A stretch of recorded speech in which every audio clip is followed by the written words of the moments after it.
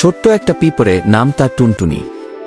টুনটুনি ছিল খুব পরিশ্রমী, সারাদিন খাবার খুঁজে বেড়াত।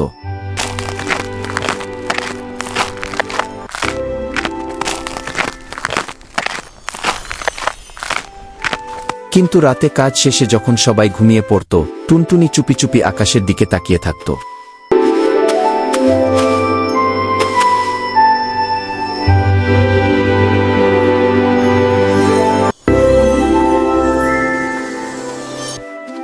একদিন সে দেখল আকাশে একটা বড় উজ্জ্বল চাঁদ। টুনটুনি অবাক হয়ে বলল, বাহ, তুমি কত সুন্দর! তুমি এত আলো দাও কেমন করে? চাঁদ হেসে বলল, আমি সূর্যের আলো ধার করে নিই, তারপর সেটা রাতে তোমাদের জন্য পাঠাই। টুনটুনি বলল, মানে তুমি আলো ভাগ করে দাও? চাঁদ বলল, হ্যাঁ, ভাগ করলে আনন্দ বাড়ে।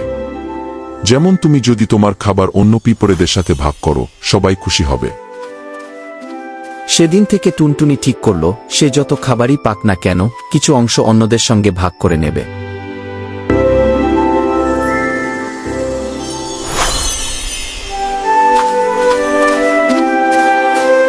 একদিন বৃষ্টি এলো, আর টুনটুনির বন্ধুরা সবাই খাবার না পেয়ে চিন্তায় পড়ল। কিন্তু টুনটুনি সবাইকে নিজের খাবার থেকে ভাগ করে দিল। সবাই খুব খুশি হলো আর বলল, ধন্যবাদ টুনটুনি, তুমি আমাদের রাতের চাঁদের মতো।